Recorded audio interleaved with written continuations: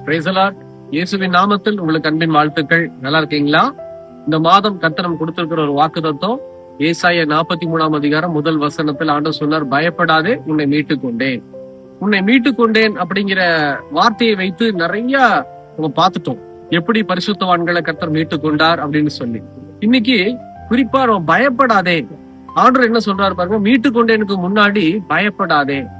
பயம் நமக்குள்ள இருக்கும்போது கர்த்தரால நம்மளை மீட்டுக் கொள்ள முடியாது. முதல்ல நீங்க அதை தெரிந்து கொள்ள வேண்டும். அதனாலதான் வேதாகமத்துல பாருங்க, நிறைய டைம் பயப்படாதே பயப்படாதே ஆண்டவர் பேசியிருப்பார். Do not be afraid அப்படின்னு சொல்லி. அப்போ நம்ம பயம் என்ன செய்யுது, கர்த்தரை இதோ அற்புதம் செய்ய முடியாம, அதிசயம் செய்ய முடியாத அளவுக்கு தடங்கல் செய்கிற ஒரு காரியம் நம்முடைய பயமா இருக்கு. இந்த பயம் என்ன செய்யும் அப்படின்னா, முதல்ல பயமா ஆரம்பிக்கும், ரெண்டாவது அவிசுவாசத்துக்குள்ள உங்களை என்னையும் தள்ளிடும். விசுவாசம் இல்லாம தேவனுக்கு பிரியமா இருக்க கூட முடியாத காரியம் என்று சொல்லி வேதம் சொல்லுகிறது இல்லையா? அப்ப விசுவாசிக்கிற பிள்ளைகளுக்கு தான் கர்த்தர் உதவி செய்ய முடியுமே தவிர, அவிசுவாசமா இருக்கிற ஒருத்தருக்கு கூட ஆண்டவரால் உதவி செய்ய முடியாது. பாருங்க, புதிய ஏற்பாட்டுல இயேசு வாழ்ந்த நாட்கள்ல ஒரு கிராமத்துக்குள்ள போறாரு. ஆனா உள்ள போய் எந்த அற்புதத்தையும் செய்ய முடியல, வெறுங்கையா திரும்பி வருகிறார் என்று வேதம் சொல்லுகிறது. ஏன் அப்படின்னா, அந்த கிராமத்துல இருக்கிற ஜனங்க பூராமே அவிசுவாசிகளா இருக்கிறாங்க, அவங்களுக்குள்ள ஒரு நம்பிக்கை இல்லை. அப்ப நமக்கு தேவை ஒரு பெரிய நம்பிக்கை அப்படின்னா, முதல்ல பயப்படக்கூடாது, சூழ்நிலையை பார்த்து பயப்படக்கூடாது, குறிப்பா நாளை தினத்தை குறித்து பயப்படக்கூடாது. ஆனா இன்னைக்கு நிறைய கிறிஸ்தவங்களுக்கு நல்லா செபிக்கிறாங்க, வேதத்தை வாசிக்கிறாங்க, தியானிக்கிறாங்க, ஆனா அந்த பயங்கிற ஒரு அனுபவம் டக்குன்னு உள்ள புகுந்துருது. வசனம் என்ன சொல்லுகிறது? 6 அதிகாரம் 34 வசனத்தை வாசிக்கிற கவனிச்சு பாருங்க. ஆகையால் நாளைக்காக கவலைப்படாதிருங்கள், நாளைய தினம் தன்னுடையவைகளுக்காக கவலைப்படும், அந்தந்த நாளுக்கு அதினத்தின் பாடு போதும். அப்ப ஆண்டவர் சொல்ற வார்த்தை, நாளைய தினத்தை குறிச்சு கவலைப்படாதே என் மகனே, என் மகளே.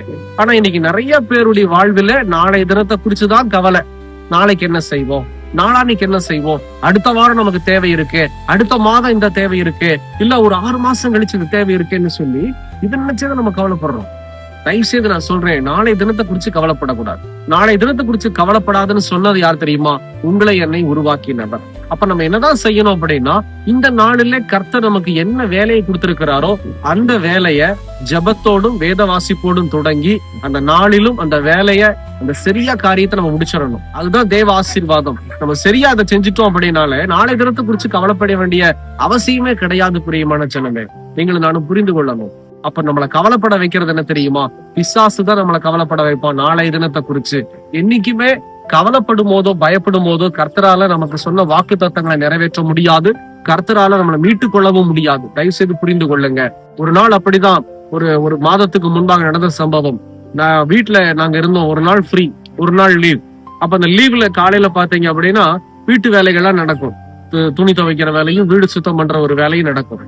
அப்படிதான் ஒரு சில வேலைகளை நான் முடிச்சிட்டு நான் பெட்ரூம்ல ரெஸ்ட் எடுத்துட்டு இருந்தேன். என்னுடைய மனைவி கிச்சன்ல ஒர்க் பண்ணிட்டு இருந்தா.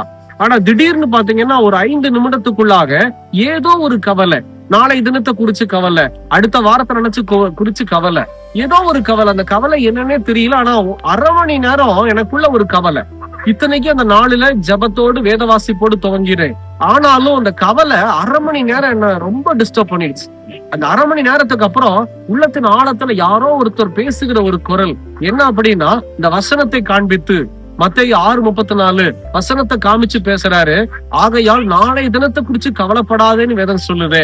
அப்போ நீ கவலைப்படுகிறது என்ன, உன்னை கவலைப்படுத்துவது யார் அப்படின்னு சொல்லி ஒரு கேள்வி இந்த வசனத்தை காண்பித்து பேசுகிற ஒரு சின்ன ஒரு உணர்வு. அந்த உணர்வு அடுத்த நொடிய நான் தெரிஞ்சுக்கிட்டேன், கவலைப்படுத்துறது ஆண்டவர் அல்ல, பரிசுத்த ஆவியானவர் அல்ல, பொல்லாத பிசாசு. இயேசுவின் நாமத்தில் போடு அப்படின்னு சொல்லி இருதயத்துல பேசும்போது அடுத்த நொடியிலேயே கர்த்தர் விடுதலை தந்தார்.